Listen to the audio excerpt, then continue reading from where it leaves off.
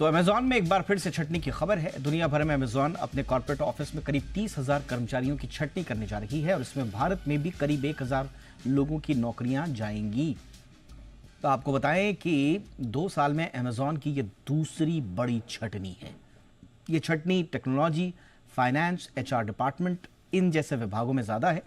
AI और automation के बढ़ते इस्तेमाल को देखते हुए ये छटनी हो रही है। कंपनी का कहना है कि वो अब ऐसे क्षेत्रों में इन्वेस्टमेंट करेगी जो एआई से जुड़ा हो। इस साल कंपनी ने एआई में करीब $100 बिलियन का निवेश किया, जो कि 2024 के मुकाबले करीब 81% ज्यादा है। 2024 में यह करीब $8 बिलियन था। कंपनी का ज्यादा फोकस अब रिटेल और क्लाउड कंप्यूटिंग बिजनेस पर होगा। तो क्या यह माना जाए कि एआई सच में नौकरियां खाने वाला एक आइडिया, एक कॉन्सेप्ट बन चुका है, जिससे विशेषज्ञ कुछ दिन पहले कुछ दूसरी अलहदा राय रख रहे थे? क्या वो जो सवाल उठ रहे थे अब वो चरितार्थ होते हुए दिखाई दे रहे हैं? विशाल सूद साहब हमारे साथ जुड़ चुके हैं, फाउंडर एंड सीईओ प्लेसकॉम के। बहुत बहुत स्वागत है सूद साहब आपका हमारे शो पे। और सुनील गोयल साहब हमारे साथ, एमडी ग्लोबल हंट के। बहुत बहुत स्वागत है गोयल साहब आपका भी। सुनील गोयल साहब, आपके पास आ रहा हूं क्योंकि मैं देख रहा हूं कि अमेजॉन और माइक्रोसॉफ्ट जैसी कंपनियां रिकॉर्ड प्रॉफिट पर हैं सर। नेस्ले, एक्सचेंजर, बहुत सारी कंपनीज हैं। इनके बारे में कहा जा रहा है, मैं एक कंपनी का नाम नहीं लूंगा, बहुत सारी कंपनीज हैं। कहा यह जा रहा है कि व्हाइट कॉलर जॉब्स को काटकर आप सीईओ और बड़े जो टॉप जो एग्जीक्यूटिव्स हैं उनका बोनस बढ़ा रहे हैं, इस तरह के लग रहे हैं। एआई एक तरह से स्केपगोटिंग बन रहा है। एआई को दोष दे रहे हो, एक्चुअल में आपने ओवर हायरिंग कर रखी है, मैनेजमेंट आपका फेलियर है। ये वाली स्थिति तो नहीं है सर कहीं कि आपने एआई को स्केपगोट बना दिया और बाकी आप उसकी आड़ में सब कुछ कर रहे हैं?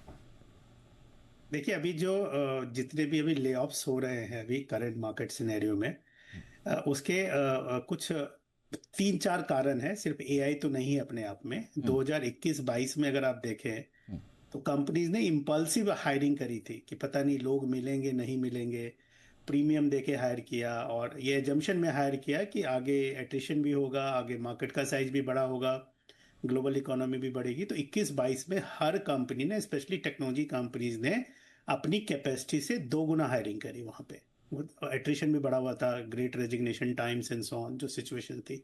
तो और आईटी की टेक्नोलॉजी की जो कंपनी है, बिकॉज ये पूरा human driven, people driven business रहा है शुरू से, क्योंकि वहाँ प्रोडक्ट, टेंजिबल प्रोडक्ट कुछ नहीं बनता है।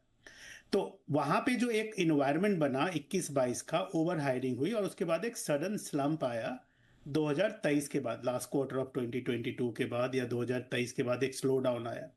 और उसके बाद अगर आज की डेट में देखेंगे, अगर ओवरऑल आप, तो टेक्नोलॉजी ने तो डिस्टर्ब किया ही है, बट आज की डेट में इंडिया के अलावा और कोई भी बड़ी इकोनॉमी ऐसी नहीं है जहाँ पे कि एक रिजनेबल और रिस्पेक्टेबल ग्रोथ हो। सिर्फ इंडिया ही की एक इकोनॉमी है, बड़ी इकोनॉमी, जहाँ पे ग्रोथ हो रही है। जब आप ये 3-4 चीज़ों को इकट्ठा करते हैं तो कोई भी कंपनी आज के डेट में, मैन पावर कॉस्ट जो होता है वो पर डे, पर वीक, पर मंथ का एक कॉस्ट होता है और सबसे बड़ा कॉस्ट होता है स्पेशली सर्विसेज एनवायरनमेंट के लिए।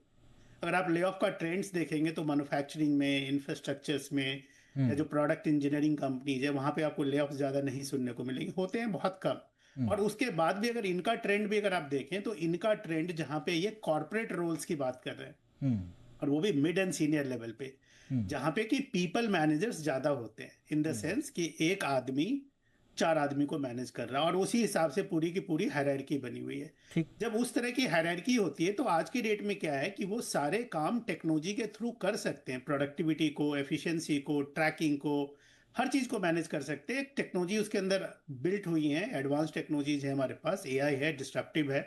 तो जो काम एक एक आदमी, एक बहुत बड़ी टीम मिलके महीनों में करती थी, वो बहुत छोटी सी टीम मिलके आज की डेट में 1 हफ्ते में वो काम कर ले रही है। जहाँ पे टेक्नोलॉजी और सर्विसेज, कंटेंट राइटिंग है, कोड राइटिंग्स है, आर्किटेक्चर्स है, डिजाइन्स हैं, ये जितने सारी बट सर, क्या मैं सिर्फ एक चीज पूछ रहा हूँ सर। ठीक है, कंपनीज का ठीक है, वो अपना करे, इनोवेशन बूस्ट के नाम पर, कॉस्ट सेविंग के नाम पर आपको जो करना है कीजिए, लेकिन ये लॉन्ग टर्म में कहीं हम एक बहुत बड़े एक उसकी तरफ तो नहीं जा रहे हैं, खतरे की तरफ?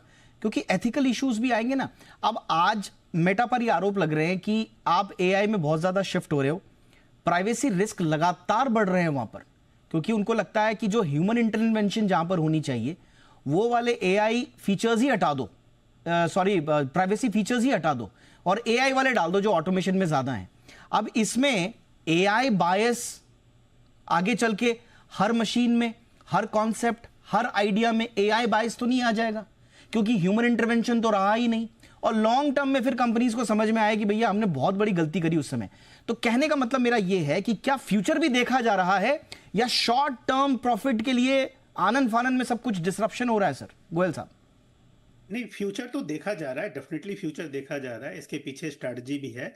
अभी इमीडिएट लोग एआई का नाम लेके शायद अपनी बहुत सारी गलतियों को छुपा भी रहे होंगे। यस, उसमें कोई गलत बात नहीं है कि एआई के नाम पे एक बजवर्ड होता है, उस बजवर्ड के नाम पे अगर किसी को वैसे भी डाउन साइजिंग करनी है तो ये नहीं बोलेंगे कि बिजनेस अच्छा नहीं कर रहा, बट ये बोल देंगे हम ऑटोमेट कर रहे हैं, ऑटोमेशन कर रहे हैं, उसकी वजह से ले ऑफ कर रहे हैं कि ब्रांड रेपुटेशन मेंटेन रहे।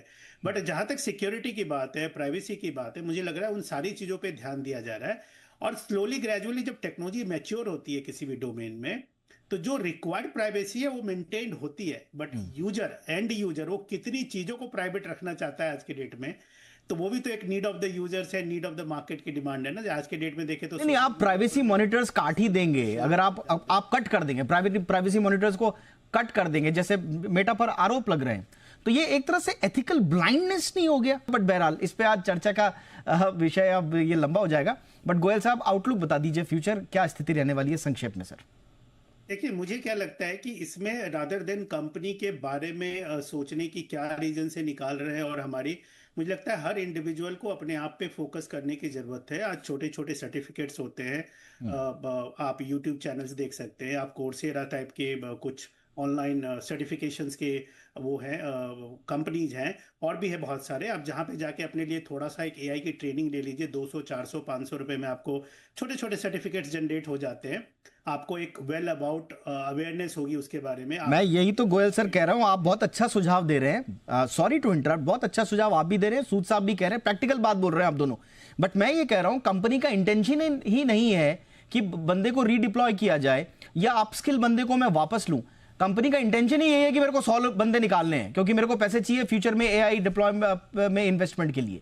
तो इंटेंशन ही नहीं है तो फिर कितने मर्जी में सर्टिफिकेट कर लूं सर, कंपनी लेने वाली है नहीं मुझे। ये तो अमेजन नहीं लेगा तो दूसरा ले लेगा ना। मतलब हम तो ये बोल रहे हैं कि आप अपने आप को उस लाइक बना लीजिए। ठीक, तो अगर आज के डेट में कंपनी ए नहीं लेती है तो कंपनी बी ले लेगी। Right sir, right sir. यानी कि कहने का मतलब ये है कि एक इंडिविजुअल भी भाई सतर्क रहे, कंपनी के भरोसे मत बैठे रहे। वहां पे भी कोई धर्मशाला नहीं खुली है, इसी तरह के लॉजिक्स आएंगे कि भाई धर्मशाला तो हमने नहीं खोली है, अगर आप अपस्किल नहीं है तो फिर टाटा बाय बाय।